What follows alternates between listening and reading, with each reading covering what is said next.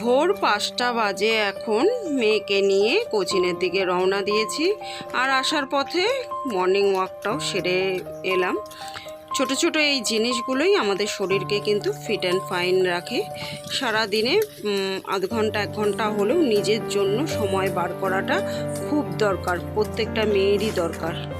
তো বন্ধুরা দেখো, মেয়েকে কোচিনে দিয়ে এসে বাসি কাজকর্ম সেরে চাটাও করে নিয়েছি। আজকে তো বর এসে লাঞ্চ করবে, তাই চা করে নিলাম। বাসি কাজকর্ম সেরে বরমশাই আর আমি একটু গল্প করতে করতে সকালবেলাটা একসঙ্গে চা খেয়ে নিলাম। চা খেয়ে এই যে কাজকর্মগুলোও সেরে নিচ্ছি, কারণ মেয়েকে আবার আনতে যেতে হবে। প্রচুর কাজ আছে, প্রচুর কাজ। আর আজকে সকাল থেকে এত রোদ্দুর উঠেছে না, এত রোদ্দুর উঠেছে, শরীরটা আজকে খুব খারাপ লাগছে। মানে শুধু যেন জল তেষ্টা পাচ্ছে, আর কিছু খেতে ইচ্ছে করছে না। ওই জন্য বরমশাই এখন বাজারে গিয়ে মাছ আনতে চাইলো, কিন্তু আমি বললাম আর মাছটা চেনো না, আজকে একটু ডাল ভাতই খাই, তাই আজকে হালকা পাতলা রান্না করব। আর এই যে দেখো, বরমশাইকে এখন ব্রেকফাস্টে ম্যাগি করে দিলাম, ম্যাগি খেয়ে যাবে, কারণ বরমশাই তো বললাম এসে লাঞ্চ করবে। তো আমি এখন দেখো বরকে করে দিলাম। আমি ম্যাগি ট্যাগি খাই না, আমার কিছু আজকে খেতেও ইচ্ছে করছে না, এত গরমে না শুধু মনে হচ্ছে খালি জল খাই। জল টলগুলো অ্যাকোয়াগার্ড থেকে ভরে নিচ্ছি, যতটুকু কাজ করা যায় করে রেখে আবার মেয়েকে আনতে যাব। তো জল টলগুলো ভরে ঠরে নিলাম। আর এখন বরমশাই রেডি হয়ে গেছে, অফিসে যাবে। তার আগে মেয়েকে সেকেন্ড কোচিনে ঢুকিয়ে দিয়ে যাবে। মেয়ের সেকেন্ড কোচিং হয়ে গেলে মেয়েকে নিয়ে এসে একেবারে সংসারে কাজকর্ম সেরে তারপরে আনতে যাব। আর আজকে কি রোদ্দুর উঠেছে দেখো, গরম পড়লেই না আসলে আমার একদম খেতে ইচ্ছে করে না, খালি মনে হয় কি শুধু জল জল, শুধু জল খেলেই ভালো হয়, খাবার না খেয়ে। আর আমার এই টবে কি যে গাছ হয়েছে এটা আমি না বুঝতে পারছি না ঠিক। কেউ যদি বুঝে থাকো কুমড়ো গাছ না লাউ গাছ আমাকে একটু জানিও প্লিজ, আমি দুটোকে গুলিয়ে ফেলছি। তো দেখো এখন একটু ফ্রিজটা পরিষ্কার করছিলাম, পরিষ্কার করতে গিয়ে মেয়ের ছোটোবেলার দিনগুলোর কথা মনে পড়লো, আর তোমাদের সঙ্গে ভাবলাম একটু শেয়ার করি। তো দেখো আমি না লিপস্টিকগুলো ফ্রিজে রাখি, আর যেই বক্সটার মধ্যে রাখি ওটা না ভেঙে গেছে, ওই জন্য এই নীল বক্সটার মধ্যে করে রাখছি। দেখো ছোটোবেলায় মেয়ে কী করতো বলো তো, লিপস্টিকগুলো আমি যখনই বাথরুমে জামা কাপড় কাচতে যেতাম, বাসন টাসন মাজতে যেতাম, ফ্রিজের মধ্যে একটা টুলের ওপর দাঁড়িয়ে ফ্রিজ থেকে লিপস্টিকের বাটিটা পেরে নিয়ে এসে ব্লেড দিয়ে কুচি কুচি করে কেটে খেলা করতো। আবার আমি ঠিক ঘরে ঢোকার আগে ওগুলোকে আবার লিপস্টিকের মধ্যে ঠিক করে সেট করে ঢুকিয়ে রাখতো, আমি আর বুঝতেও পারতাম না। তারপরে যখন ওটাকে মাখতে যেতাম তখন দেখতাম খুলে খুলে পড়ে যাচ্ছে, জানো, এরকম করতো। আর প্রত্যেকটা লিপস্টিক দামি লিপস্টিক এগুলো, যার জন্য ফেলেও দিইনি। তারপর আবার মেয়েই কিন্তু একটা বুদ্ধি বার করেছে, সেটাও তোমাদের সঙ্গে অবশ্যই শেয়ার করব। তো দেখো এখন মেয়েকে নিয়ে বাড়ির দিকে রওনা দিয়ে দিয়েছি। আর কি প্রচণ্ড আজকে রোদ্দুর দেখতে পাচ্ছ তো। তো চলো কি মানে বুদ্ধিটা বার করেছিল মেয়ে, সেটাই তোমাদের সঙ্গে শেয়ার করে দিই, যাতে তোমাদেরও উপকারে আসে। তো দেখো বাড়িতে এসে এখন কালকে যে চাদরটা তুলেছিলাম সেটা ভিজিয়ে রেখেছিলাম, ওটাকে কেচে নিলাম। আর দেখো চাদর তো ভিজলে কত ভারী হয়ে যায়, কাউকে ছাড়া একা একা নিগড়ানো খুব কষ্টকর। এরম দড়িতে ফেলে যদি নিগড়ানো যায় তাহলে কিন্তু একাই সমস্ত কাজ করা যায়, কারো সাহায্য লাগে না, একটু বুদ্ধি খাটালে সমস্ত কাজ একাই করা যায়। তো যাই হোক, ওই কেটে ফেলা লিপস্টিকগুলোকে না একটা চামচে বা ছোট্ট একটা বাটির মধ্যে করে গলিয়ে মোমের নিচে আর কি মোমের ওপরে ধরে গলিয়ে লিপস্টিকগুলোকে লিপস্টিকের যে খাপটা ফাঁকা ছিল সেটার মধ্যে ঢুকিয়ে ডিপ ফ্রিজে 3 দিন স্টোর একদম রেখে দিয়েছিলাম। তারপরে কিন্তু ওটা একদম পুরো সেট হয়ে লিপস্টিকের আকার হয়ে গেছিলো। হ্যাঁ, ওটা মাল্টি কালার হয়ে গেছিলো, যেহেতু সব কালার মিশে গেছিলো, কিন্তু সুন্দর একটা কালার হয়েছিল, লিপস্টিক হয়ে গেছিলো টোটালি, পুরো ফেলে দিতে হয়নি, কাজে লেগে গেল, তাই না।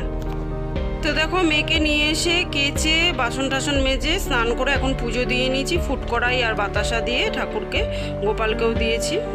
আর এখন চলো রান্নার দিকে যাওয়া যাক। দেখো এখানে একেবারে ফোড়ন দিয়ে পেঁয়াজটা ভাজা ভাজা করে নিচ্ছি, আর এদিকে দেখো অরহর ডালটা সিদ্ধও করে নিয়েছি। চলো এটা এবার ফোড়ন দিয়ে দিই।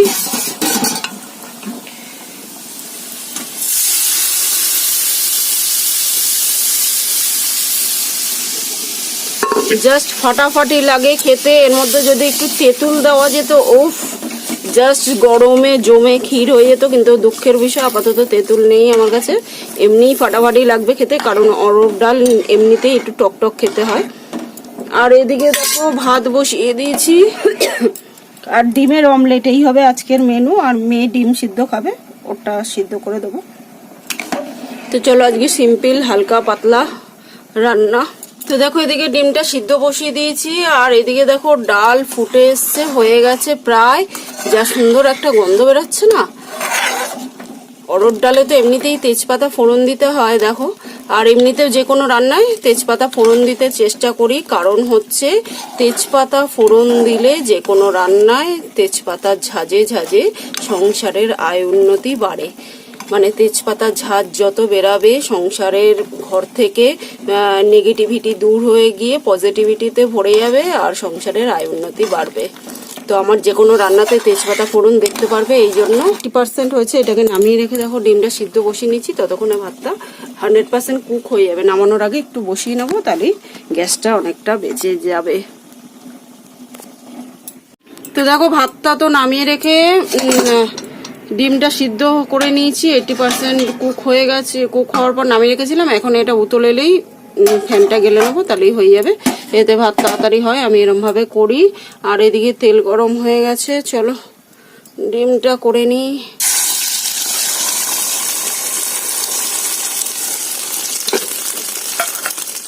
Good afternoon guys. তো দেখো এখন অনেকটা টাইম হয়ে গেছে, খাওয়া দাওয়া করে আমাদের বাসন টাসনও মাজা হয়ে গেছে, 1 গামলা বাসনও মেজে নিয়েছি। এই যে শুকোলে এখন গুছিয়েও নেব, একটু শুকোক জল ঝরুক। আর এখন আমি একটু সাজুগুজুও করে নিয়েছি দেখো। বিকেল হয়ে গেছে এখন।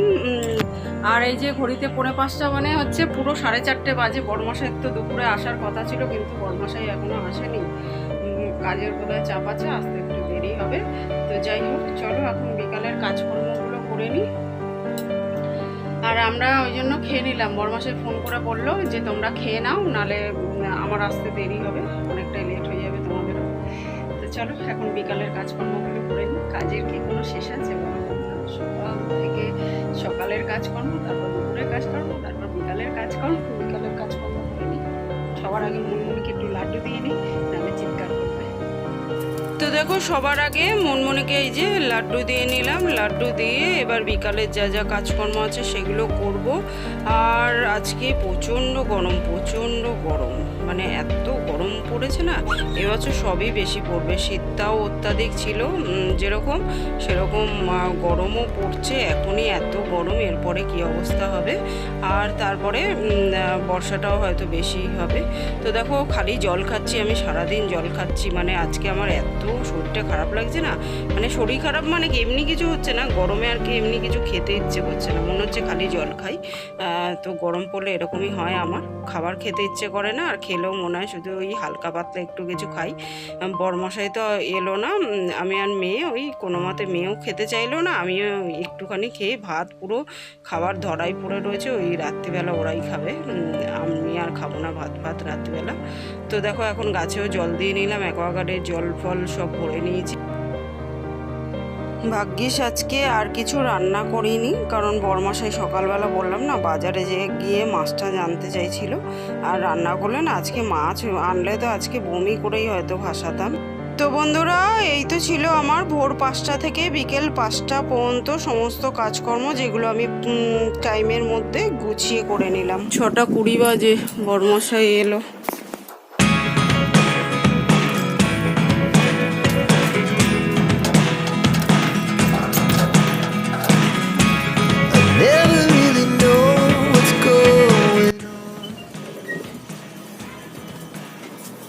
বড়মশাই তো চলে এলো, এখন 6:20 বাজে। আর এই যে সংসারের প্রয়োজনীয় কতগুলো জিনিসপত্র নিয়ে এলো। শ্যাম্পু, বিস্কুট, এটা হচ্ছে ময়দা, আর এটা হচ্ছে মিষ্টি, আর এটা কলিন দিয়ে টিভি, ফ্রিজ, আয়না এগুলো মুছতে না খুব সুবিধা হয়। আর শ্যাম্পু আমি শিশি কিনি না, পাতা কিনি। এতে কি হয় বলো তো, পয়সা তো বাঁচেই, জিনিসটাও বেঁচে যায় কিন্তু। মানে কৌটায় আমার মনে হয়, আমার পার্সোনালি মনে হয় কৌটার মধ্যে জিনিস কম থাকে, টাকাটা বেশি নেয়। তো আমি এভাবেই যেটা মানে ব্যবহার করলে টাকাটা বাঁচে অথচ মানে জিনিসটা ঠিকঠাক পাওয়া যায় সেটাই ব্যবহার করি। তো চলো এখন সন্ধ্যাটা দিয়ে নিই। বরমশাই এখন কি আর ভাত খাবে জানি না কি খাবে। তো দেখো একটু চা বসিয়ে নিলাম, কারণ বরমশাই বললাম না সন্ধে হয়ে গেছে আস্তে আস্তে, এখন আর এই সন্ধেবেলা ভাত খাবে না বললো। তো রাতের বেলা যা ভাত আছে মেয়ের আর বরের, কারণ দুপুরবেলা আমরাও কেউ ঠিকমতো খাইনি গরমের জন্য, আর ওই রাত্রিবেলা ওদের দুজনের হয়ে যাবে যা আছে। আর আমি একটুখানি ঝালমুড়ি টুড়ি খেয়ে নেবো করে, কারণ আমার একদম ভাত রাতের বেলা খেতে ইচ্ছে করে না। তো দেখো চা হয়ে গেছে, চলো চাটা ছেঁকে নিয়ে এখন আয়েস পায়েস করে একটু খেয়ে নিই, একটু গল্প গুজব করি। আর বরমশাই তো ফোনে ব্যস্ত, ক্লায়েন্টদের সঙ্গে মানে বাড়িতে এসেও তার 1 সেকেন্ড সময় হয় না, কারণ সে এতটাই ব্যস্ত, ফোনে ব্যস্ত থাকে, অফিসের কাজে ব্যস্ত থাকে।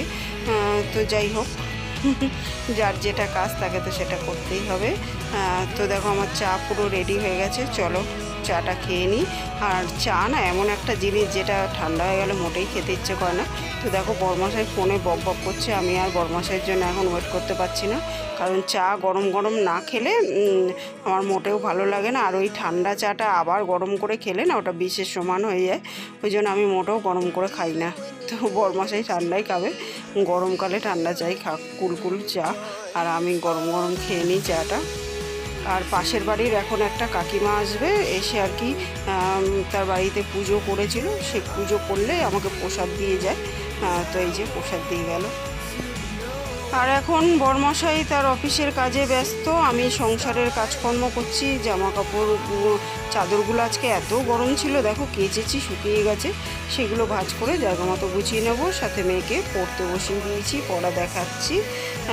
তো কাজের তো কোনো শেষ নেই বন্ধুরা, সকাল থেকে বিকেল হোক বা রাত হোক কাজ তো লেগেই থাকে, গৃহবধূদের একটার পর একটা কাজ চলতেই থাকে। তো চলো বন্ধুরা আজকের মতো এই পর্যন্তই, কালকে আবার দেখা হবে নতুন দিনের সঙ্গে, নতুন একটা ব্লগ নিয়ে। ততক্ষণের জন্য সবাই কিন্তু খুব খুব খুব ভালো থেকো, সুস্থ থেকো। আর আমার ভিডিওগুলো ভালো লাগলে লাইক শেয়ার কমেন্ট করে চ্যানেলটাকে সাবস্ক্রাইব করে দিও। তো আজকের মতো গুড নাইট এভরিওয়ান, টাটা। আর রাত্রিরে বরমশাই তো এসে খেলো না, যা ভাত আছে মেয়ের আর বরমশাই দুজনের হয়ে যাবে, মেয়ের একটা ডিম ভাজা করে দিলেই হয়ে যাবে। রাতে তো রান্না করব ভেবেছিলাম, কিন্তু এত দেরি করে এলো, সন্ধ্যাবেলা আর ভাত খেলো না, ওই জন্য ওই খেয়ে নেবে। আর আমি একা মানুষের জন্য আর কি রান্না করব, ওই জন্য আমি একটু ঝালমুড়ি মাখা করে খেয়ে নেবো।